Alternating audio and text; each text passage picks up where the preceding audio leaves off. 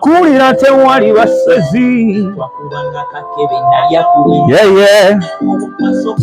bafuna mu ngodi kyova olaba nasowoka nakula bunoni nga twayasa nazi twali bapimi ate mama musabi kyova olaba tukuma bugubi tetwali balimi tusula ku magi wulya yamugamba naye nzigwaola bulungi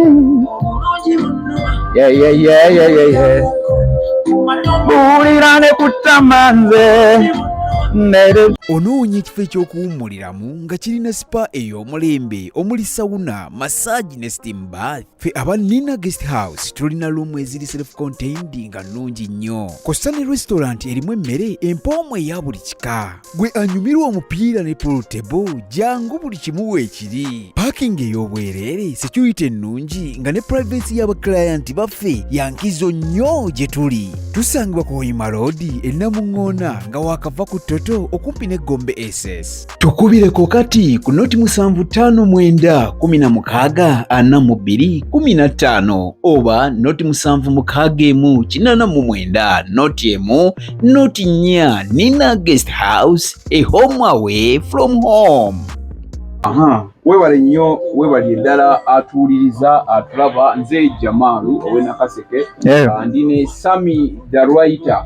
Kasubire nti omutufuna bulungi nnyo. Next time ndowooza kigenda bakisingako kowanene kuba muguddeko bugwi. Just njagala tunyumyemu kodakiika emu bbiri ssatu tubuulire embeera eri etya mu industry. Just abantu abamu temumanyi Sumy the writer walaba nze munoonyeza njagala tutandika okumanya who is Sumy the writer ani abeera behind ennyimba ezisinga okuba nga nnungi. Tuli wano Kabowa tuli ku Acton Records era waasinga okubeera waakolera emirimu gye bayimbi bamusanga oba omwetaaga. Sumy sabuguze ku Bannayuganda n'abakugoberera.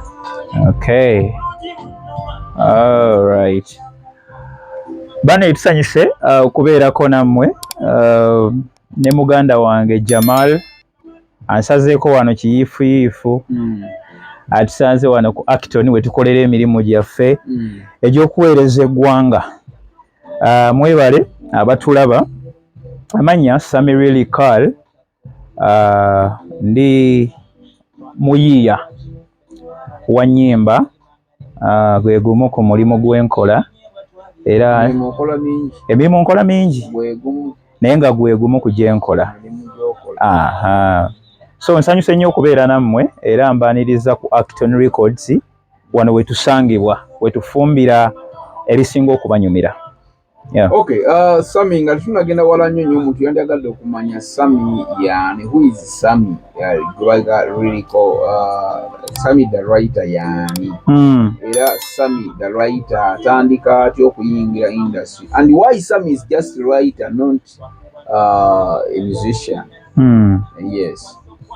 Okay, ekyo kibuuzo ntera nnyo okukifuna naye I think kanfune ku mukisa ogukiddamu leero eri abalaba nabo bagezeeko okubaako kye bategeera.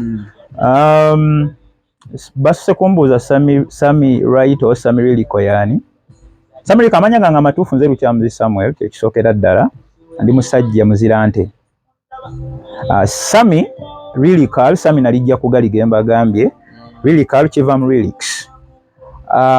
Nze omu ku abo abawandiisi ababaddewo ebbanga eriwera oba oliawo ali eyo bayinza okuba mulimu abamanyi mulimu abatamanyi naye mbaddewo ebbanga erikola ki eriwera. Ombuuza ekibuuzo ekirala nti lwaki Sumy muwandiisi si muyimbi? Sumy nja kubategeeza nti okuwandiika olina okuba nga omanyi okuyimba. Yali awandiika nga tamanyi nyimba. Gye bali.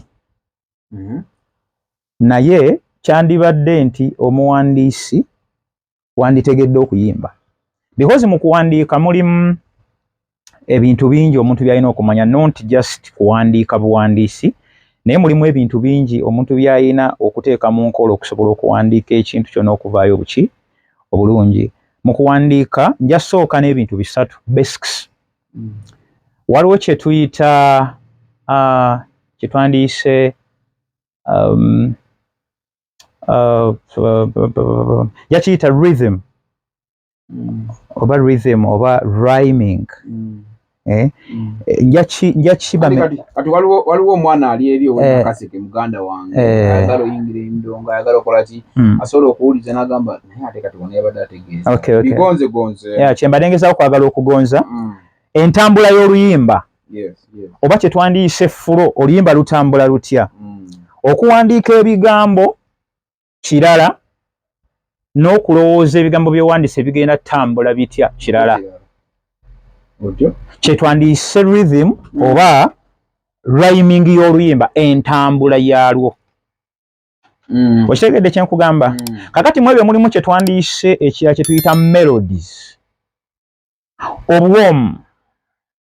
obuwoomu bw'ekintu ekyo ky'owandiise mu ntambula yaakyo kiwooma kitya kati ndowooza ngezezaako okulaga nti si kuwandiika buki n'owandiika buwandiika olina by'osooka onnoonya n'ogamba kati entambula bigenda tambula bitya bigenda wooma bitya kigenda tambula kitya kigenda wooma kitya kakati mu kuwandiika omwo kikwetaagisa okubeera omuyimbi nzirayo ku point yo nti lwaki Sumy muwandiisi si muyimbi nekuddamu negamba nti buli muwandiisi yandibadde muki because byonna byenkugambye rhyming rhythm melodies kikwetaagisa okuba nti omanyi okuyimba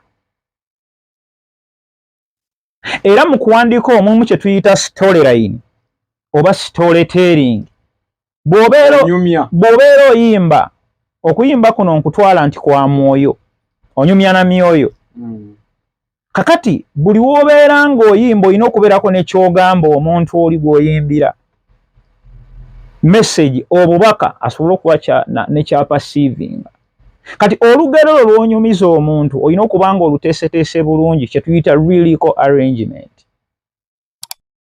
lindako olugendo nga luwanvu osooka n'otula n'owandiika mu kulowooza n'omala n'owandiika n'olaba ebigambo bifulowinga n'olaba we bitandika kati we bitambula kati ate ogambye lyrical arrangement okay kati mbadde nina bye nabuseme bingezaako bimenyamenya naye kangezeeko obyanguyiza alaba ategeere omuwandiisi yenna nga tonnaba kuwandiika osooka n'olowooza ku ki ky'ogenda kuwandiika katonda kumanya ntambula yaakyo kyetuyise rhythm rhyming ne melody so nabyo bikwatako ki kye ŋŋenda okuwandiikako kyoba olaba nti kya mugaso nnyo omuntu okuba nga oba oli muwandiisi otuula n'okwata olupapula ne pen n'owandiika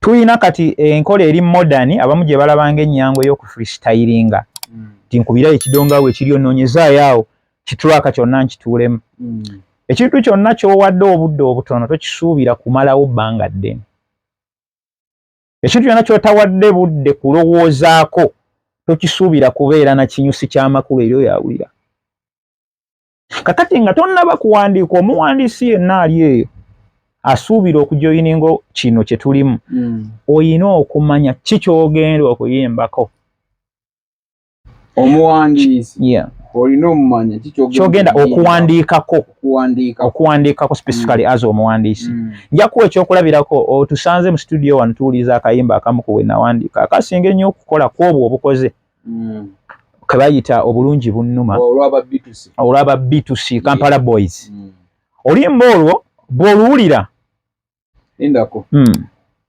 olwo luyimba gwe waluwandiika temuli bigambo by'abalenzi abo wabula byonna nga we wabikwata bo nemubawa ne bayimba butereevu kakati mbadde ngezaako okulireetinga kujjayo kikiwambuziza nti w'olowooza omala okulowooza nti ngenda kuwandiika ku kintu nti obulungi bunnuma tekyava mu bbanga kubanga owulira statement y'obulungi bunnuma econtradictinga olwedde omuntu mulungi kiri positive okuluma kiri negative kati bigatta bitya n'ebigambo ebirimu tolina muntu akuwaayoko ku bigambo ebyedda wakozesa ebigambo ebitakuvaamu Sumy bina emyaka emeka kubanga batupimisanga luula simanyi taata yasasulanga mwaka waliwo ebigambo nga ogamba ng'omuntu kimutwalira ebbanga okufumiitiriza ennyo layini ya music wo omuntu kimulowoozesa bali abasajja bakafeero abawandiikanga Blood Nandi Bakooya. Okay. Gwe okikola otya okijja ky'okuba ng'olina engeri gy'oteekamu zilayini okusinza layini eri mu bulungi bunnuma. Okay, kati bw'ozze owulidde demo. Olina ky'owuliddemu ekisookamu n'olimba lwala owulidde oli final. Dwerumu. Kitegeeza nze yabikola ki? Yabiwandiika. Kati nga tetunaba kutuuka eyo ngenda kutuukayo. Mbadde ngezaako okulaga nti omuwandiisi alina okuba omuyimbi. Bw'omala okulowooza ku kintu nti obulungi bunnuma ye title. Olimba onaloba ne kye tuyita title oba omulamwa. Omulamwa emiramwa oba title zino oba layini y'oluyimba nga erinnya ly'oluyimba mubijja mu luyimba oba osobola oyimba oluyimba nga terina lukwataganira nomala n'ogamba oluyimba baluyita Jamaalo. Naye nga osose kuwandiika bode. Yes. Kyandibadde ky'amakulu nnyo omanyi enkyukakyuka zize nnyo olwa tekinologi n'obwongo obupya obw'abaana abameruka. Naye kyandibadde kirungi nnyo omuntu okumanya pulaani y'ennyumba oba obunene bw'ennyumba bw'agenda okuzimba ng'abugeraageranya ku kifo ky'agenda okuzimbamu.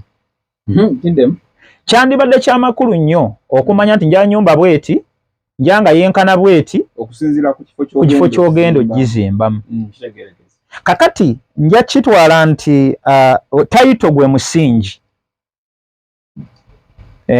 ogw'oluyimba kye kisooka nti tosobola kuwandiika by'owandiika nga tebiinaako sosi gye biva. Kitegeeza mu kuwandiika ennyimba engeri gye muwandiikamu osooka kufuna obulungi bunnuma. Ti ye title. Oluyimba baluyita obulungi bunnuma. N'olyoka osombola ebigambo ng'oteekamu. N'olyoka otuula n'ofumiintiriza olwo kye bayita okufumiintiriza. Ng'osose title n'ogiteeka wali nti obulungi bunnuma. N'otandika okwebuuza obulungi buluma butya omuntu. Era oluyimba lulinga pulaani ya nnyumba esooka mu mutwe. Oluyimba nga sinaddu apulayinga ku lupapula lusooka mu mutwe gwange. Sooka nolowoozaako obulungi buluma butya omuntu. Olwo ntandise okulowooza. Peeni yange ngikutte kitabo nkikutte title ngiwandiise naye bisigadde sibirina. Sinaana kumanya ntambula ya luyimba naye kati nfumiintiriza obulungi buluma butya omuntu. Okitegedde? Kati ne ntandika okufuna ebigambo byange. Kati nga wawulira nti mu chorus nti mundaba kunyirira naye nzigwawo lwa bulungi. Wafunye dde obulungi bunnuma nga title n'olyoka osomba nti mundaba kunyirira naye nzigwawo lwa buwoomi. Oluusi nno munnange lwa bulungi. Oluusi ebigambo ebyo tusooka na byogera bwogezi. Nsooka kyogera bwogezi mundaba kunyirira naye nzigwawo lwa bulungi obulungi bunnuma. Ne ngamba kakati ifumba statement ngifunye ne ngiwandiika. Kati eno ngicreatingidde ntya kye bayita rhythm ne melody. Ne ngamba okay mundaba kye kisooka kunyirira olwo ncreatinze entambula y'oluyimba. Kakati njagala kiwoome kitya kiflowinge kitya. Mundaba kunyirira naye nzigwawo lwa bulungi. Kakola. Kati ne obulungi bunnuma. Ne ngamba title yange mba nfunye wenjikola ki? Wenjiteeka. Kati akokubiri awo nkola ntya nti obulungi bubeera bukuluma. Okuluma kubeerako ne wantu we kuluma. Tosobola nti omutwe gunnuma, olubuto lunnuma, kifuba kinnuma. Kaniza obulungi bunnuma nti bunnuma mu face, ku ttama, ku mutwe, bunnuma buli wamu. Buli wamu ndi mulungi naye mpulira bunnuma. Obulungi bunnuma. Wali mbuwulira mu nkoona. Ku mutwe mbuwulira ne ku ttama. Obulungi. Bonzijudde nzenna bunnuma. Olokola singimazi. Otyo. Okitegedde? Kati okitegedde nti kikwetaagisa okubeera omuyimbi.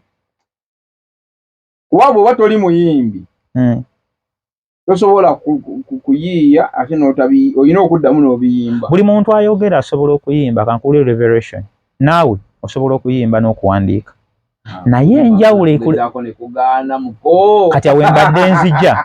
Buli muntu amanyi okwogera wansi w'enjuba wano ng'amanyi n'okuwandiika. Buuza principal wange Kyagulanyi kyali mu kagoma ka Lubendera okuyimba nakugezaako kwa Nnemaddadi. Kakati ekyo kye kireeta enjawulo wakati w'omuwandiisi n'omuyimbi. Kye kireeta obwetaavu bw'omuwandiisi. Nti osobola okuwandiika n'okuyimba kasoba ng'omanyi okwogera. Naye ekibuuzo kiri nti by'owandiise bibulika bitya? Biki? Biwooma bitya? That's the question. Okitegedde? Kakati kiddayo ku kiri nakye wambuuzizza nti obuwandiisi wayi obuwandiisi buweereza butya waliyo abayimbi be tulina sijja bamenya manya bajja kunsonyiwa balaba waliyo abayimbi be tulina nga bamu kubasinga okubeera ab'amaanyi n'amaloboozi amalungi buli kimu nga kirungi naye nga n'omutuuza wali n'omugaa nti wandiika yaawo layini weziba bbiri nga zikwatagana nga tasobola naye nga bimu ku bayimbi abali ku top. Ogambye ki? Waliyo abayimbi mu Uganda muno sijja bamentioninga nga b'amaanyi ng'era bayimbi b'amaanyi mu ggwanga they are celebrated.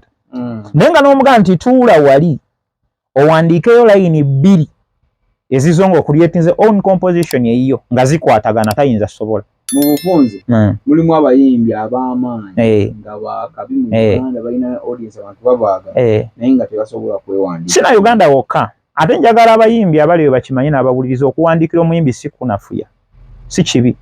Buno buweereza bwaweebwa muntu nga woolaba naawe olina by'okola nga sobola bikola. Okitegedde? Nga sobola bikola ng'ekyo kikyo you're gifted in that. Kati ne kino kiba kirabo era tekiweebwa buli omu. Because writing a song, it is creating something from nothing. Okuwandiika oluyimba kwe kutonda ekintu ne kibaawo naye nga kivudde mu butaliiwo. Ekyo kimu. Ekyokubiri, it is imagining. You imagine situations. Oteebereza embeera naye nga togibangamu n'ogyambala. N'ogibeeramu n'olyoka ofulumya ekyo. N'olyoka ofulumya ekyo because guno mubiri kibya. It is a vessel. Olina okusoma. Akuzo olina emyaka emeka. Olina ebigambo by'oyogera eby'abakadde. Kibya. Emyaka si kye kikulu, though siri mukulu. Oluganda walusoma. Oluganda nalukola paka I think university naliko sekamo. Oba guwandiisa omwogezi. Ebyo. Era wali abeera yagamba oba yakula oba waliwo ebiseera ebyo yagana nali mmanyi omusajja oba mukulu bikino tekyetaagisa kuba muntu mukulu but I think kyetaagisa kwagala kyokola buli oyagala kyokola onoonyereza nnyo okukyongerako okubeera ekyakabi. Bino byokola tewatandika booti wabula buli kaseera onoonyereza okuaddingako ono okufuuka waki. Kati nze I believe nti Oluganda luli rich lugagga. And if we embrace it and tukitegeera tusobola odukozesa ne lututunda n'eyo. Ng'abaana abalenzi baami bano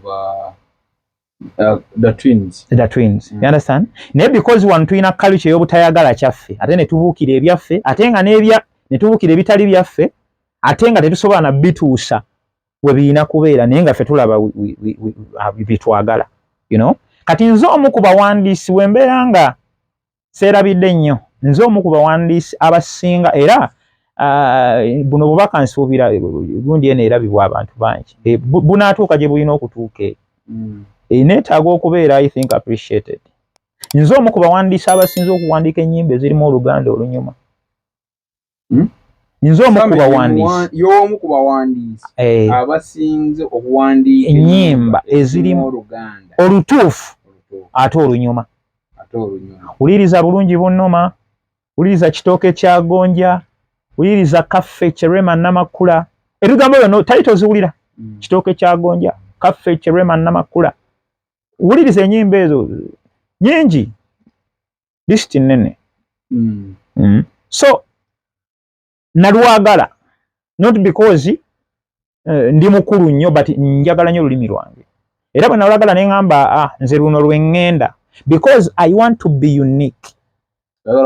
Yakuba wanjawulo mu kyenkola era nakitandika abamu tebakyagala byakikadde byowandiika tebitegerekeka amanyi wano twagala nnyo simplicity ne bagamba okay kati abawandiika simple babeere nga bangi nze awandiika kino kye mutayagala kambeera ogwo olwo bagamba nti byakikadde entandikwa yonna ey'ekintu ebeerako ne byakikadde manyi samu byawandiika byakikulu nnyo yakulira nnyo mu kyalo yakulira nnyo mu nnaku leerere naye after some time bwe buli oyagala ekikyo bagenze bakitegeera okukiremera ku ekyo nenkyagala era omuntu anoonya Sami amunoonya lwa nsonga eyo era nze nkikkiriza amunoonya lwaki lwa nsonga eyo nti nja omuntu awandiika ebigambo by'Oluganda ntera nnyo biwulira ne ku YouTube ntera okuwatchinga ennyimba zange z'empandise nenda mu comments anayo omuntu yawandiise bino alina okubanga waakabi omuntu yawandiise bino because luno Oluganda abantu balwogera Oluganda lwowandiika ye balwogera bye bigambo bye bakozesa naye tebamanyi nti bisobola okuzimbibwa ne bivaamu ekintu ekirungi oba nange nsobola owandiika buli muntu amanyi okwogera asobola okuyimba buli muntu amanyi okuwandiika asobola owandiika oluyimba naye enjawulo kikyowandiisa Big Brother Uganda webale nnyo webalire ddala atulaba gy'osinzira okubanga ate otugoberera teweerabira bannaffe aba Century Property Real Estates Uganda Limited basangibwa kyali wajjala Namugongo gendayo gula pauta okuva ku mitwalo 5 mpaka ku bukadde 10 balina ku buli luguudo luyingira ekibuga Kampala bannaffe abo era osobola okubalaba balambuza abantu olw'Omukaga ne Sande n'Olwokutaano kulambula kubeera kwa bwerere so offices waliwo eziri e Busega waliwo eziri Namugongo ekyali wajjala waliwo eziri ku Hoima Road MTN balina office balina wangi nnyo bannaffe aba Century Property Real Estates namba za simu zezo sobola okuziba kubira bannaffe aba Victoria School of Beauty and Hospitality Management basangibwa Nateete awo ku bitaala nga wakavaawo balungi nnyo twalayo omwana P7 senior 4 senior 6 bwaba maliriza era osobola okubeera nga oyiga ebyemikono n'ogattako mu bulamu ebintu ebiba bitambula Ham Connect UG batwala abantu bweru basanga wa Bakuli bali awo wa Bakuli nga wakava ku bitaala ne weyongerayo n'ogenda mu maaso abasobola okubeera nga ate ekintu bakitambuza bulungi nnyo mpozi ne bannaffe abanina guest house bali Namuŋoona bw'otuuka ku mafuta kirira wansi awo bali opposite Gombe Senior Secondary School ate nga aba talkr restaurant bali ku kizimbe ky'amakanga Nalukolongo ebintu baba babitambuza nnyo nze Jamal we Nakaseke era munzikirize mpiseewo obubaka buno nkomewo ne Sumy Darwaita nveko mu bulango bw'abakama bange kati ninyo tekyabadaza ku Masaka Road Chiwawo ku Mityana Road Busunjo Baka Mende ku Hoima Road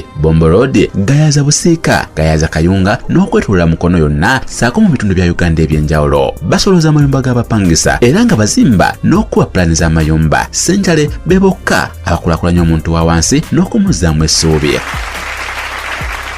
Okay kale kulikayo mu bulango mbadde nkusabalanga naffe esimu weeri awo tetuli babbeeyi nnyo tuteesa ndi nnyo mu bintu bino babiyita bubu by Uganda Build Uganda nze bwompagira oyinza okuba nga ompagidde tomumanyi naye ng'ate nsobola okubaako nekyennyamba either mukwano gwo family friend oba owa Luganda webityo naye nga njagala okwebaza baganda bange waliwo akantu omanyi waliwo bye tulabirako waliwo kye tuyita YouTube studio waliwo gye tugenda ne tulaba kati mwene ensi batulaba neno njagala okwebaza baganda bange abali e Bungereza mwe musinga okundaba bali mu America simanyi lwaki kakendeddemu nnyo bannyinaffe be twakazaako eri abakadaama ne basekadaama temukyatulaba nnyo simanyi naye nga tusaba mweyongere okutulaba ate bannayuganda nammwe ate muli baakabi kiwano wennyini mwebale nnyo kubanga mulaba ebintu ebyammwe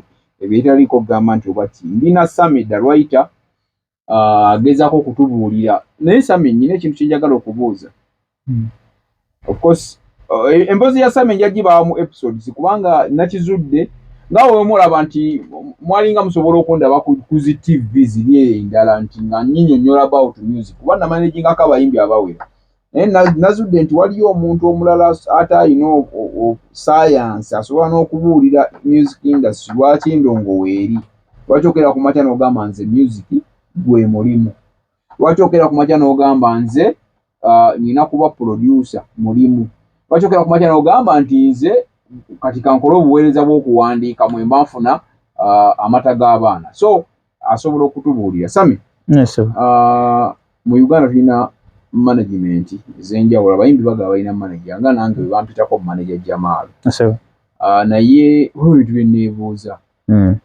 okyegendereza nnyo nti eyira kiri ku luyimba kati ogenda kitubuulira ggwe omuwandiisi kibeera ku luyimba okuba kiki ekifula oluyimba okubeera olwakabi oluyimba ne lufuluma mu wiiki emu #1 mu weeks 2 nga lwe luliko wonna platform zonna kiki ekireeta oluyimba nga ate n'owulira omuntu n'ayimba oluyimba mumotoka yanamo nga oluwulira lulungi nga bw'oluwuliriza naye nga bantu balwagala ng'omuntu ne wajja n'amayimi oba n'akuba audience nga bantu basobola kuluddamu tebatutegeera nga bw'olukuleka mu leediyo kati ffe abakola ku leediyo bw'oluwuliriza n'oleka ku leediyo ng'owulira oluyimba lulungi omwana n'ayimba akayimba ke nga bw'agenda ku stage waliwo oluyimba olwantabulayo lwali wano abaana bafukamingi bano kavubuka kakwano kange ke bayita Vairota kagenda ne kayimba oluyimba from nowhere ne lufuuka lwakabi era namubuuzaako kolumu nga mujaza n'aŋŋamba nti ye ndongo yagikuba yakava ku ssomero bwe va ku ssomero bw'ati yalinga asaagasaaga mukkawo n'agenda mu studio oluyimba ne lufuuka hit. So kiva ku ki kyekyeeta okuyimba oluyimba okuba olwakabi nti kati oluyimba abantu nga bagenda ku stage ne bayimba oluyimba lwonna n'olowooza nti nabo be baaluyimba. What makes that? I think sijja kubanyo na science kwekyo kubanga mulimu ekiri divine. Ekiri divine ntegeeza ekya Katonda. Kyeki. Ayomu kubikola oluyimba okubeera olwakabi as me. Sinza asinga otegeera waliyo n'abalala naye as me. Kati opinion yange yandibadde nti waliwo ebintu okay tujja generalizing ante what makes a hit song? A hit song. Abayimbi okuba olwakabi. Abayimbi bangi bastrugglinga nnyo okukola kye bayita hits. Nange tero bafuna olusi calls badiem nga bakola ki. Sami mpandiikirayo hit. Ne mugamba point blank hit sola giwandiika. Akitegedde? Because nze obusobozi bwange buli limited mu kukola hit. Lwaki? Nga n'oluyimba lw'owandiika yebera hit. Lwakabi. Naye lwaki nga nti obusobozi bwange buli limited mu kukola hit. Nina byenkolako ebisigadde biri divine, they are divine additionals or additions. Nja kinyonyola bakitegeera abalaba. Ebintu bibiri ebintu biringa bina ebikola oluyimba okubeera olwakabi. Awo wenjagala awo. Ekisookera ddala nja biva either waggulu oba wansi. Biri bina. Ekisooka bakiyita hard work. Kale kire kya talent tujjeko yo talented because oli muyimbi. Kale twogera ku bayimbi, twogera ku ba mediocres, twogera ku bazannyamu, twogera ku bayimbi ddala. Omuntu muyimbi. Tujja kunnyonnyolawo. Twogera kati ku bayimbi. Nti ddala omuntu ali talented muyimbi ekyo tukimaze. Kati mu kubikola oluyimba okuba olwakabi ekisooka ddala bakiyita hard work. Okukola ennyo. Okonako kulimu ebintu bingi. Okukola ennyo kyeki. Wongamba nti nkole ennyo nga ne muyimbi nkole ki. Oyagala nkole ki ngende mu jjango nkole maloboozi ngende ki. No. Ekintu kye bayita hard work kasooke mbimenye njabidde emabega nkikunyole kimu. Hard work kimu. Ekyokubiri bakiyita patience. Obugumiikiriza. Ekirala bakiyita consistency. Okulemerako. Okola ki? N'okiremerako ekintu. N'olemera ku kintu. N'okiddamu. Okitegedde ekisembe bakiyita timing. Oba kankiyite God's timing. Oba bakiyite ntya. Essaawa yonge etuuse Katonda gye yakutegekera nti yeeyo good timing. Kale essaawa ya Jamalu ya kushininga. Katonda kye kino. Oba kale tukiyita omukisa gwa Katonda. Nga time wetu kiseera nga kituuse because Katonda yamanyi obudde bwaffe obuki buli omu wajja omuteera. Natandise ngamba hard work, nenzirako ne ngamba patience, nenzirako ne ngamba consistency. Okitegedde? Nenzirako ne ngamba God's timing. Obudde bwo nga bukoze eki? Ebintu ebikola hit. Akalimi we kabeera mu ssaawa 7 enjala weebe kuluma etya ng'oyagala kazza 8 olye. Tekijja soboka olina okulinda akalimi kave mu 7 kadde mu 8. Kati abayimbi bangi bastrugglinga nnyo mu kukaka time eyiyaji ongeze mangu. Okitegedde kye nkugamba? Okukaka kyekire biki birabirako nti kati ono omuyimbi akaka. Ali mu kukaka ndongo. Otandika okuba ebintu ebyetwandiise gafula oba eby'olusuluuju ebitayina nnyo makulu. Oyimba ebintu nga ebintu ng'olaba tewakiwadde budde. Ng'olaba omuntu apapa alafuuba n'okkuba hiiti olaba ayagala kuba aleeta n'ebitayidde. Kati ebyo ebintu byenkwadde bisatu buli kimu kiconnectinga n'ekinnaakyo.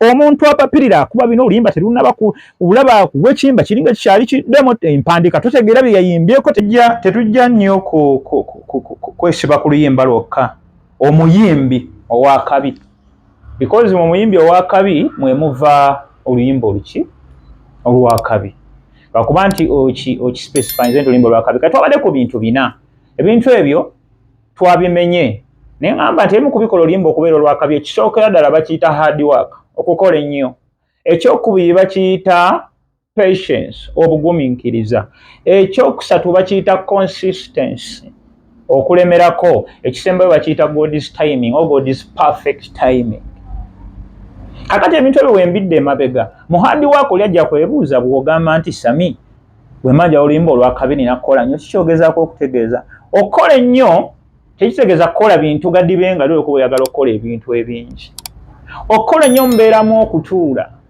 n'olowooza ku ki ky'ogenda okuyimbako ne weechalenginga kwe bayita okuwa obuzibu problem gye tulina Uganda abayimbi abamu tebaagala kwesumbuwa kyova olaba nti omuyimbi ajja mu studio n'agamba olina kukitulaka awo njoleza ekitulaka ky'omujamaica awo mukitegeera nze nina ennyimba nyingi zendaba because most of my times mbeera nnyo mu studio so kino kyenjogerako nkirinako clarity omuyimbi ajja n'avoicinga oluyimba ogenda owulira nga bakugamba nti alututte n'ogamba alututte kitya nti abadde kwa freestyle nzawo ne bakimuwa agenda alina gy'agenza kiyiseeyiseemu awo beekube mangu okitegeedde olwo alutadde alutadde ezimu tuzikola kati nze ntera okusanga issues mu voicing oluyimba omuyimbi n'agamba mpaako demo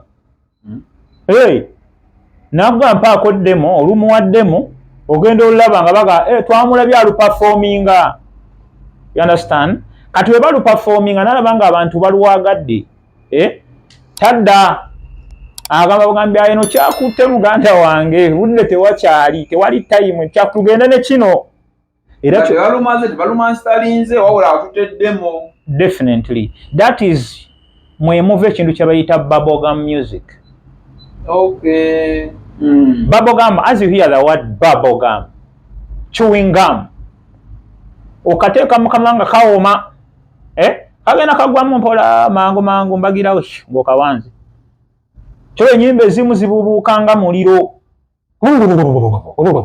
okuzikira kiva mu muwandiisi oba mu buteemenya n'obuteekooya I think yenna muwandiisi oba omuyimbi naye tujja kiteekako muyimbi as the final final consumer wali maaso no as a final gundi awa product eri abantu yasembayo kubanga ye yakijjawona kanti kati limba lwange luwedde n'aleetera waleete definitely tusanzeko ennyimba nyingi nga zibubuuka ne zikkakana oba lwalagawo okitegedde kyenkugamba banansonyiwa abadigize kano sikyogera mu mbeera mbi but abasinga ennyonyimirwa endongo yaffe gye batera ogiyimbira abasinga babeera bagizeemukko katono be bantu ababa nga bakyamuseemukko sijja kiyita kutamiira naye njagala kukyamukamukko nti muntu awulire olimba azina buzinyi kasaba nga babakubye naye ng'omuntu omubuuza mu kyobadde owulira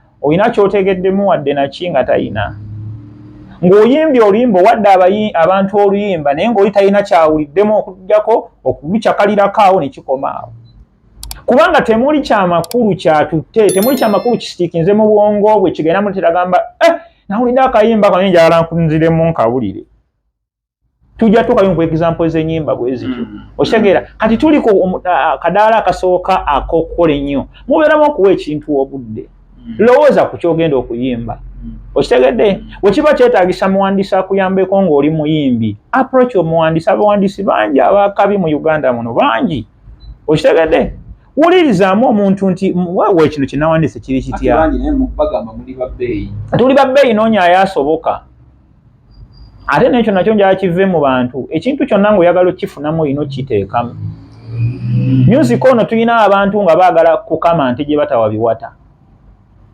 ayagala jje abeere n'ebintu gundi by'alina okitegedde mu bbanga ettono abantu abo basacrifice bataddemu abantu abasinga music bamuwa busammambiro bufisse music ono gwolaba alina kye bayita ebbuwa alinga mukazi bw'otamuteekamu tabita nja kuwayo example entono music ayanguyira nnyo omuvubuka akyali mu myaka emitoototo ng'olaba talina nnyo buvunaanyizibwa. Naye noonyereza ku bantu abatandise okufuna obuvunaanyizibwa famire, other businesses, biki music atandika obakaluubirira kubanga batandika omugabanyiza obudde. Alinga mukazi. Omukazi olina omuwa obudde kasita bugendamu ate okukola ebirala atandika okomplaininga. Okitegedde? Kalina music bwatyo bwakola ki? Music bwatyo bwali. Music yeetaaga obudde alina ebbuba. Yeetaaga obudde, yeetaaga omuwa priority bw'obanga onaamufunamu. Naye nga oba music omuwa budde bufisse, omuwa busente bufisse, omuwa buki, okitegeera era naye agenda kuwa ebyo nga bw'obiwadde. Kyosimba kyokola ki? Kyojja okukongola mu music. So oluyimba lwonna okubeerwa kabi lwetaaga obudde. Nzirayo ku mulamwa. Ki ky'ogenda okuyimba? Ki ky'ogenda okuwa abantu? Tomala gayimba nti olw'okuba nnina eddoboozi, olw'okuba nfunye ekigambo. Naye ekintu ekyo gwe kirowooza ekola kigenda kukola makulu ki mu bantu? Omuntu agenda okukiwulira like kigenda muggattako ki? Kigenda kuwulikika kitya? Birowoozeeko, kiwa obudde. Mu byowandiise ddamu obiyitemu ddala omanye ekintu kyempandisa omuntu wanaakiwulira anaategeera kye mbadde ntegeeza. Because tusanze nnyo instances ennyimba nga eyayimba yekka yategeera kye yali ategeeza. Naye ng'abawuliriza bayaga bagamba oba yali agamba ki? Naye nga yennyinirwo alutegerera ddala agamba anti kati yaba yeeyimbira. Waliwo kwe bayita okweyimbira. Buli w'otalowooza ku bw'ogenda kuwa luyimba oba weeyimbidde. Naye nze bwe nveno n'enkuwa nja kwewako example because I'm the case in point. Bwe nveno n'eŋŋamba oluyimba nti baatupima kuluula nga batutonda. Okitegedde? Twakulira ku caayi n'abutunda. Caayi wa kisubi anoza akajaja kyova olaba. Buli muntu yenna ajja kulireetinga n'ekyo. You're speaking to someone eyali ayiseeko mu mbeera eyo. Ewaffe twakubanga dduulu twayasanga ebinazi. Most of the people in Kampala here, 80% eyo bayo bagina. Oli mu 90% tewali wani Kampala olaba omwana ne waba akulidde Kampala era olukolako mu kyalo eyo ebinazi babyasa. Kati mba neeyimbidde. Mba nyimbidde omuntu yenna akola ki? Nti omuntu waawulira oyogera nenaga alinga eyantegedde gye nakulira.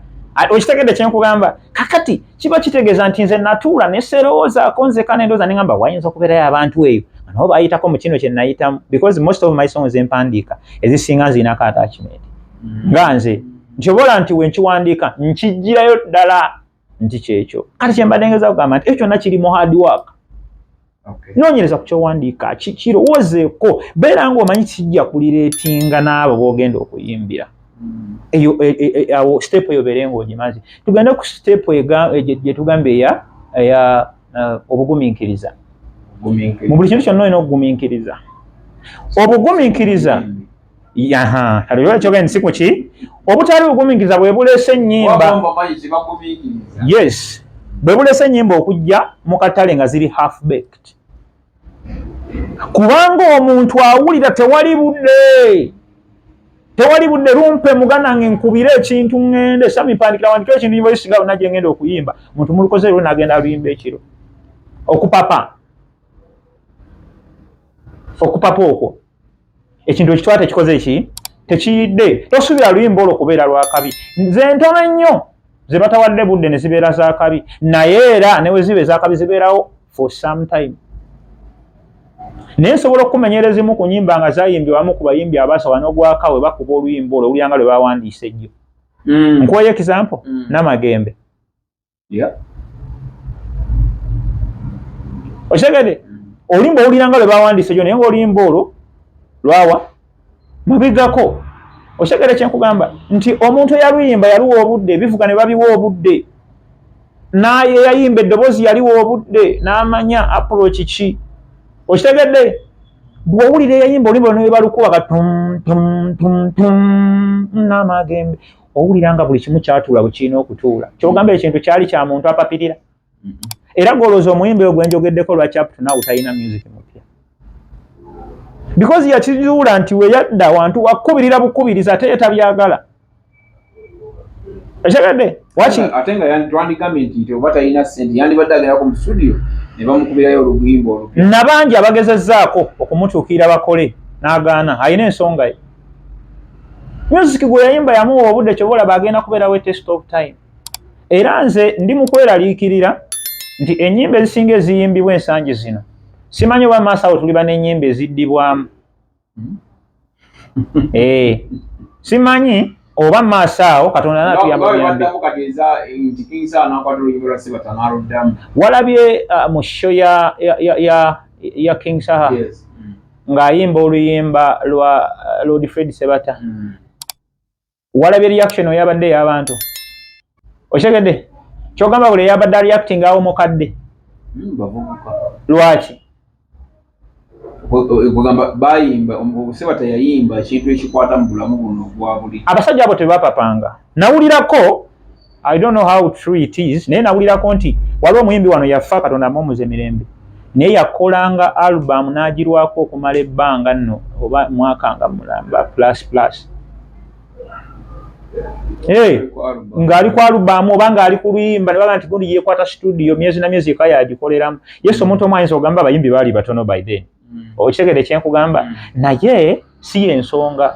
Ensonga ennaku zino abayimbi be tulina n'abawandiisi buli omu ali mu industry muno ne ba producer ne baani.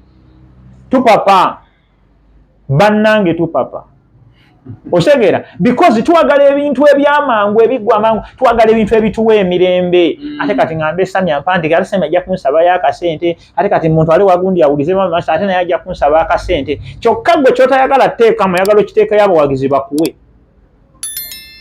Naye bwe ngatokoze eki totaddeemu kati olina okubeera omugumiikiriza mu buli kyonna ky'okola ate n'omanya nti time ye ejja kutuuka. Wabula sigala ng'oli hard working. Sigala kubbala. Sumy the writer, Sumy nga tumaliriza mu dakiika emu. Omenye timing, hard work ne ku patience mbadde nzira ku consistency okulemerako. Nga tumaliriza mu bufunze okulemerako.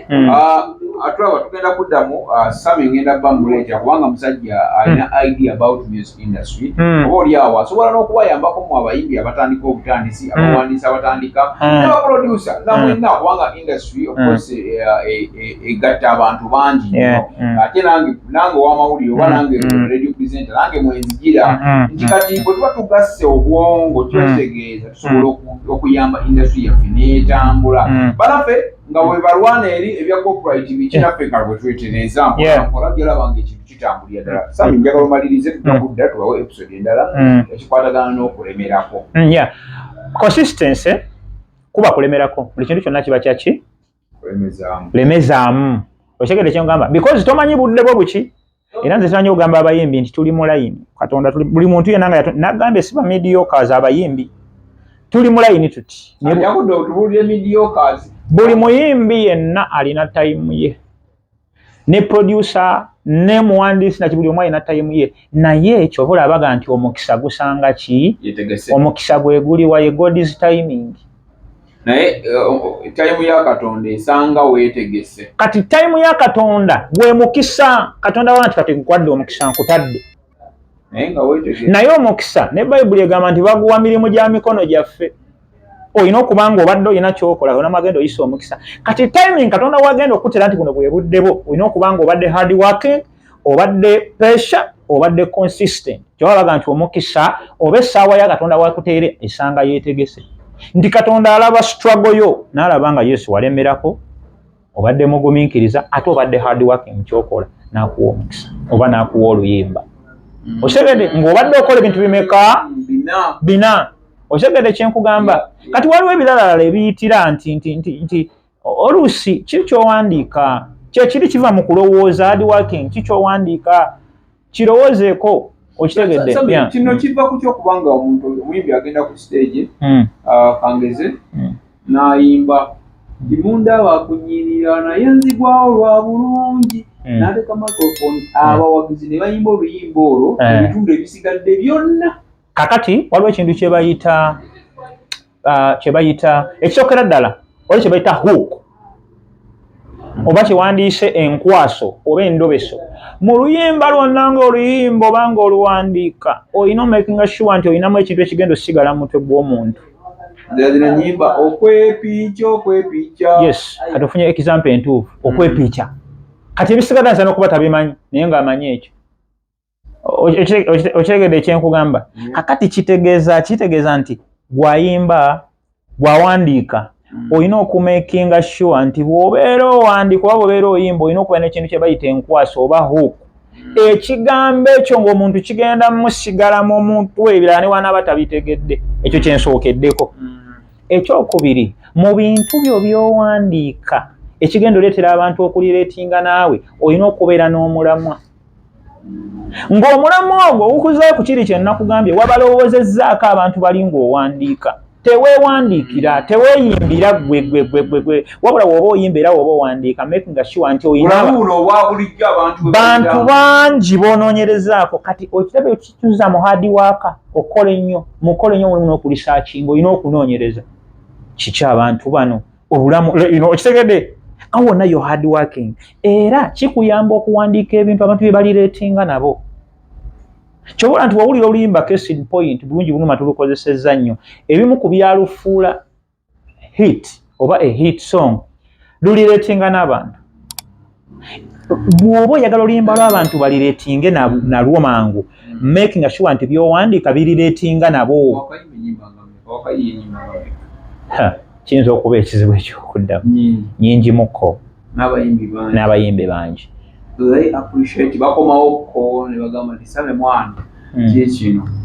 Sijja bawaayiriza kuba we ŋŋamba nti badda bayinza okunyiigira nti mbawaayiriza ng'ate eddala tebadda. Omanyi si kirungi sala ku bantu bigambo naye amala okusasula n'oluba lukoze lwekisirize ku kye yali asuubira ng'ate hiiti nnyo.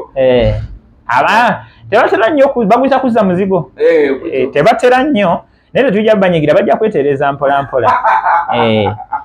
So basically ekyokubiri kijooletera abantu okuleetinga n'oluyimba lu simplicity mu bintu byewandiika. Be simple, be concise and precise but on point.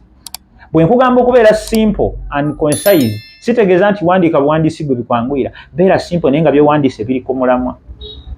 Ekintu ky'owandiise kibe nga kyanguyira omuntu okuyimba nagambe kirireetinge naye mu bulamu bwe nga bw'oba oyimba obanga yayimbye ku ye. Okitegedde? Ekyokubiri mu byoyimba bibeerere byangu byakukwata. Buli lwe banguwa okukwata ebintu ate ng'olwedi wawandiise ebiringa ebikwata ku bo babimira babyagala babyambala oli n'akifuula kike. Nja kuwaayo example nga tumaliriza oluyimba lwa King Saho olw'ebiseera ebyo. Olulimba buli kigambo ekimu buli muntu ayina ebiseera bye. Buli muntu ayinawo flashback ak'obulamu bwe. Kati omuntu awulira ebiseera ebyo teyeeyimbira teyeewandiikako yayimbira bala kati ate n'awandiika ebintu nga byangu byakola ki. Ky'oba olaba asirika busirisi audience n'eyimba. Okitegedde kye nkugamba. Webalye ddala Sumy. Kati nnyumba tumaliriza seconds just osobole bannayuganda naye olekeyo ku ka message kati seconds ta. Bannayuganda mbeebaza okwagala ebyabwe era nga mbakubiriza nnyo kwongera okwagala ebyaffe bye tukola nga we wagambye nakulidde okuba akalango wali noga nti by Uganda build Uganda. Twagale nnyo culture yaffe. Ekyokubiri tuwagire abaana abaffe twewagire ffe nga ffe. Okitegedde? Tusobole okuba nga buli omu alina ettaffaali lyakola ki lyagatta ku munne. Sinze asinga naye ninako wengasseeko ki nina obuyimba bwange bwempandiise nga waliwo olisebo ng'alina omukazi kwe yamukwanira mbasigase ku ggwanga. Nina akalanga bali ke baateekamu ne bazaala omwana mbasigase ku ggwanga. So kakati buli omu aba alina kyakola kikole n'amaanyi ate kikole ng'okyagala. Tobeera music muno ng'ogamba webigaana leero enkya mbivaamu. Music engeri gyali wa mwoyo awummuza abantu. Kati tulina kye tugatta ku ggwanga okitegeera. So buli omu beerako n'ekyogasse eggwanga lino Katonda kyeyakutondera okukola kikole n'amaanyi era ojja kukifunamu. Tweyanzenge nze Jamal we Nakaseke Ssaabasajja Kabaka wa Buganda owangaala. Ono nja kumuzza inshallah. Ciao. oyagala okuteekerateekera omukolo ogw'obuvunaanyizibwa ngenda mu bannaffe aba Top Care Restaurant abasangibwa e Nalukolongo ku kizimbe ky'Amakanga wano ku Masaka Road nga balina abafumbi abatendeka obulungi ate nga bateekateeka emikolo egya buli kika. Bannaffe aba Top Care Restaurant bakola ne outside catering saako ne delivery. Emmere ekutuukako awo wennyini w'oli. Kola oda yo kati opiyo kuba ku nnamba y'essimu eno bakubire ku noti 7 noti 1 28 55 25 oba noti 772 34 43 6. Bannaffe aba Top Care Restaurant bakola omukolo gwo n'otaguddamu.